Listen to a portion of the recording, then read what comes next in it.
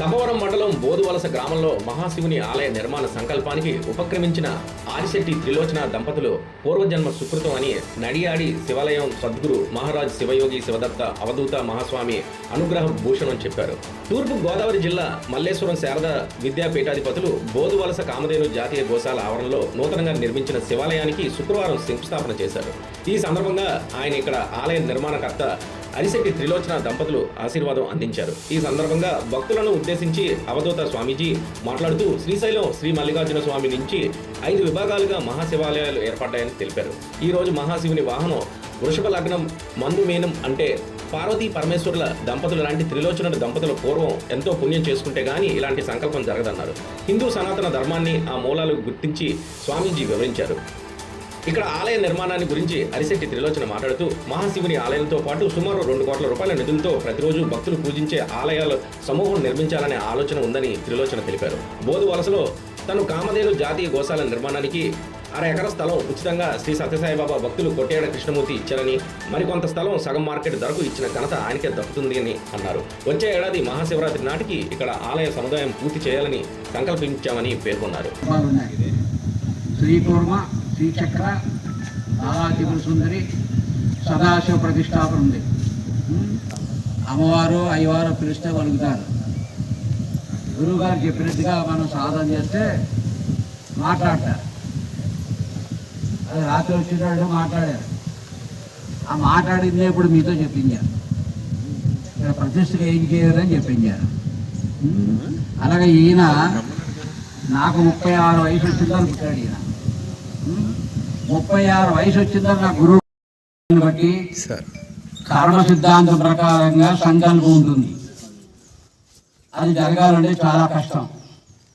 అలాగే మానవ సంకల్పంగా కూడా సంకల్పాలు ఉంటాయి. మానవ సంకల్పం జీవితంలో ఏది జరగదు. కర్మ సిద్ధాంతం ప్రకారంగా మీరు ఏది చేశారో అది తిరిగి అవడానికి కర్మ సిద్ధాంతం ప్రకారం ఆలోచించి జరుగుతుంది. ఈ రెండూ కాదు, గురువు దొరికిన తర్వాత సుసంకల్పం జరుగుతుంది. గురువు ఎప్పుడైతే సనాతన ధర్మం అనేది గురు విద్య, గురుకుల విద్య. ఎవరైతే గురువుని ఆశ్రయించారో, గురువు చెప్పినట్టుగా మనం ఎప్పుడైతే చేశామో అప్పుడు మనకి సుసంకల్పం వస్తుంది. సుసంకల్పానికి ఏమిటంటే ఆయన ఏది చెప్పాడో అది కర్మకు సంబంధం లేదు, మనసుకు సంబంధం లేదు. అది శివసంకల్పం. ఇది జరగడం శివసంకల్పమే. అలాగే ఒక ఆలయం కానీ, ఒక ఆశ్రమం కానీ, ఒక గురువు కానీ, ఎందుకు ఎన్నో గుళ్ళు ఉన్నాయి, ఎన్నో ఆలయాలు ఉన్నాయి, వీధికి గుళ్ళు ఉన్నాయి. ఈ రోజుని ఎన్నో గుళ్ళు మా సామాన్య అందరికి తెలుసున్నదే.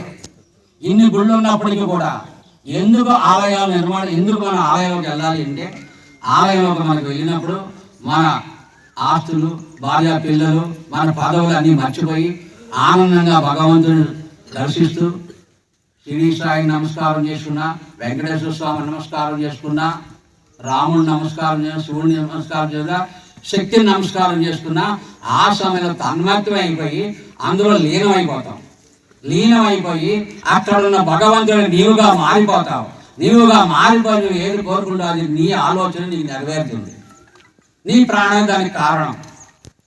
అక్కడ దేవుడు శిల మాట్లాడు. శిలను చూసేటప్పటికల్లా నువ్వు శివుడైపోతున్నావు. కనుక నీ సంకల్పం నువ్వు అనుకున్నది నెరవేరుతుంది. అదే సైన్స్. అది మూఢాచారం కాదు. ఆలయానికి తప్పనిసరిగా వెళ్ళాలి. ఆలయంలో మమైకం అవ్వాలి.